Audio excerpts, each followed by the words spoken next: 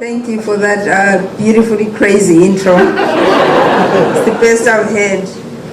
I'm going to bore you with some literary stuff. Thank you all for coming. So, just very briefly, my protagonist is a 10-year-old kid who leaves home in Zimbabwe and moves to the US. So one afternoon she's hanging out with her auntie, who's trying to order a push-up bra on the phone. Anne Fostalina is busy trying to order her push-up bra on the phone, and you can hear that she and whoever she is speaking to are having issues. The problem with English is this: you usually can't open your mouth and it comes out just like that. First, you have to think what you want to say. Then you have to find the words. Then you have to carefully arrange those words in your head. Then you have to say the words quietly to yourself to make sure you got them okay. And finally, the last step, which is to say the words out loud and have them sound just right.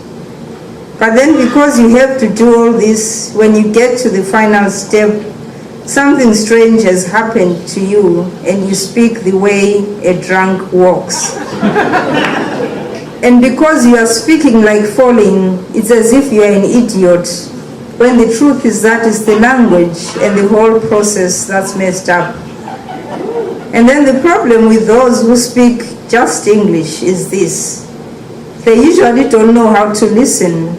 They are busy looking at your falling instead of paying attention to what you are saying.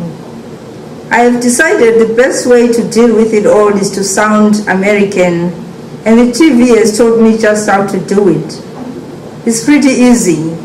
All you have to do is watch Dora the Explorer, The Simpsons, SpongeBob, Scooby-Doo, and then you move on to That's So Raven, Glee, Friends, Golden Girls, and so on. Just listening and imitating the accents. If you do it well, then before you know it, nobody will ask you to repeat what you said. I also have my list of American words that I keep under the tongue like talismans ready to use. Pretty good, pain in the ass, for real. Or some totally skinny, dude, freaking bizarre, psyched, messed up like tripping, motherfucker, clearance, allowance, douchebag. You are welcome, acting up, yikes. The TV has also told me that if I'm talking to someone, I have to look him in the eye, even if it is an adult, even if it's rude. I don't know why Anne Fostalina doesn't think to learn American speech like this, seeing how it would make her life easier so she wouldn't have a hard time like she is right now. I said the Angel collection, Anne Fostalina is saying on the phone. She has muted the TV and raised the volume on the handset so I can hear the other person as well. She sounds like a bored young girl. I'm sorry, what? I mean, I didn't quite hear that. Maybe it's my line. I can picture her head cocked, the young girl, a frown of concentration on her face. Angel, Angel, Angel, Anne Fostalina says, raising her voice even louder. There is silence, like maybe the girl is getting ready to pray. Angel, Anne Fostalina adds helpfully, dragging out the word like she is raking gravel. I silently mouth, Angel, Angel. I hear the girl make a small sigh. I'm sorry, I don't know what you mean, ma'am, she says finally. You can tell from her voice that she's getting tired from trying to understand. What do you mean you don't know what I mean? You don't understand what I'm saying? Such a simple word, Anne Fostalina says.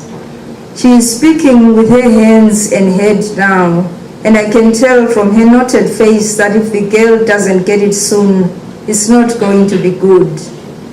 I clear my throat to remind Aunt Faustalina that I'm in the room, so maybe she will ask me to speak for her, but she doesn't. Now she has scribbled the word angel all over the magazine, and the naked woman with the bra and underwear is all clothed in black ink, the letters like tiny angry insects. Ma'am, I'm terribly sorry you are having these difficulties, but we have a website that you can order from.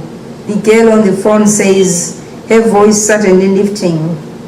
You can tell that she is pleased with the fact that she has thought of the website, that things are going to work out after all. I am relieved as well, and I start thinking maybe I should run upstairs and grab my MacBook for Aunt Faustalina to use. I get up from the couch. No, I am not ordering online, Aunt Faustalina says firmly, separating her words now, which is never a good sign. I sit back down. She pokes the Victoria's Secret woman's face with a pen as she says each word.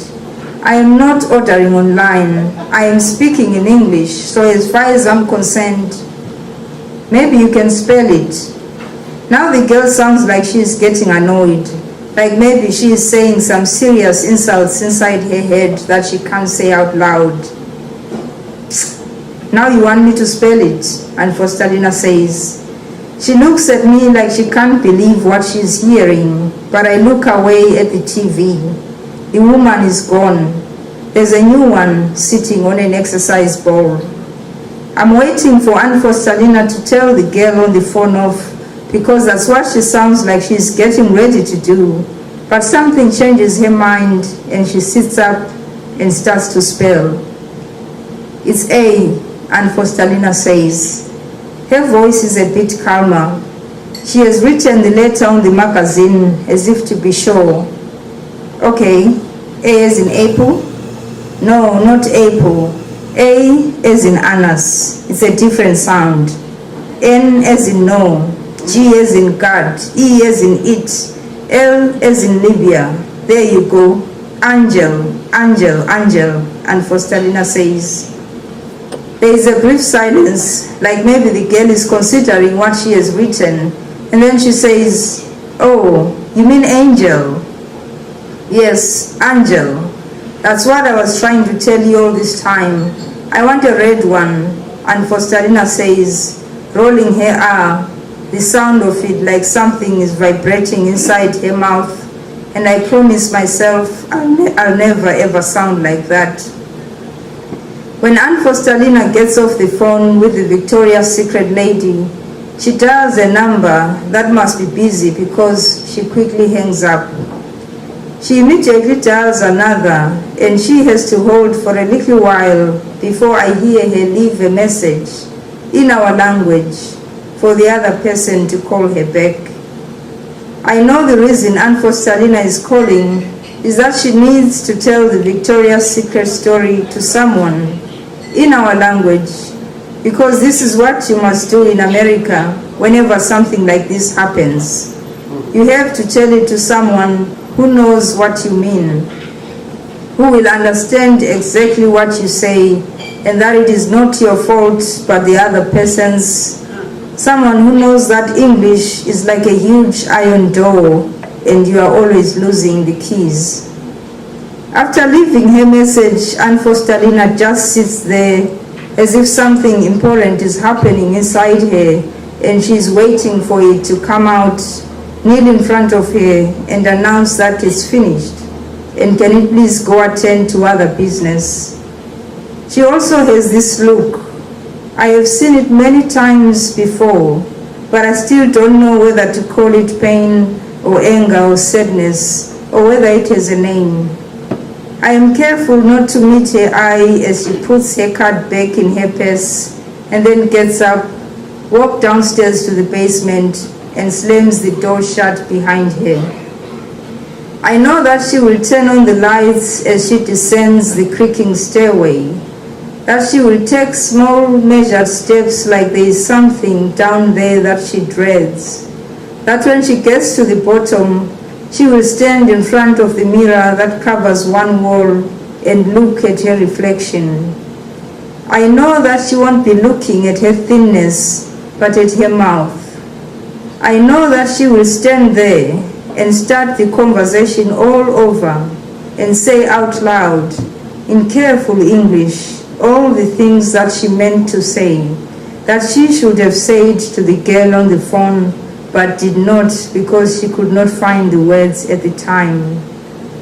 I know that in front of that mirror, and Fostalina will be articulate, that English will come alive on her tongue, and she will spit it like it's burning her mouth, like it's poison, like it's the only language she has ever known. Thank you.